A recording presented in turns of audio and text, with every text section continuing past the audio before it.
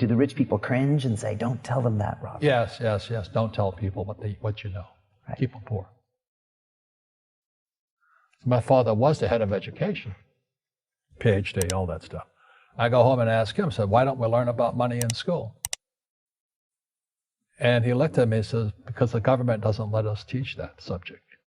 The government tells us what we can teach and what we can't teach. And I thought that was strange. And I said, but aren't we going to school to learn about money? He says, no, your job is to get a job. I said, but you get a job to earn money. He goes, no, you're supposed to just get a job. I went, no. Isn't the purpose of a job to earn money? He goes, you're correct. I said, so why don't I just learn about money? I can skip the job part, you know? And he got flustered and he said, if you want to learn about money, why don't you ask your best friend's father about money? And I said, why? That's Mike. So why ask him? He says, because Mike's father is an entrepreneur. And I said, what are you? He says, I'm an employee. I'm a government employee. I went, oh, what's the difference? He says, the difference is an entrepreneur must know about money, or they're no longer entrepreneurs. And he says an employee doesn't have to know anything about money, because the government will take care of them, the company will take care of them. So I'm all confused. But I took my dad's advice and I trundled over to Mike's father's office and knocked on his door and I said, hey, I'm here, 9 years old. Teach me about money. He says, beat it, kid, you know. But that's where the story of Rich Dad, Poor Dad started. And finally, through persistence, my rich dad started teaching me about money on one condition. And that condition was he would never pay me. He says, the moment I pay you, you think like an employee. He says, that's the trap. Entrepreneurs work for free. And now I'm 9 years old, my head's going cracking in half. He says, you never want a paycheck. You understand that, kid? I said, okay, I got it.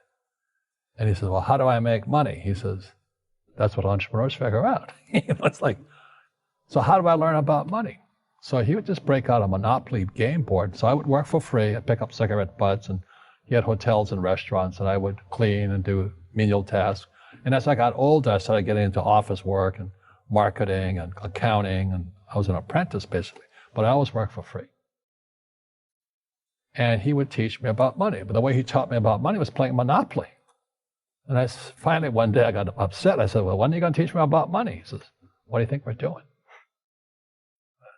We're playing Monopoly. He goes, no. What do you think we're doing? We're playing Monopoly. He says, what do you think we're doing? So I don't know. I'm teaching you about money. And then that's when, you have one greenhouse. He says, there's many formulas for great success in money. There's thousands of them. But one of the best ones found in the game of Monopoly. It still is today. 4 greenhouses, 1 red hotel. I said, what? He says, one of the greatest ways to acquire great wealth is playing Monopoly in real life. 4 greenhouses, 1 red hotel. Well, is that all there is? He goes, that's it. And he says, what do you think I'm doing? And I went, I don't know. So then he took me out and he showed me his greenhouses.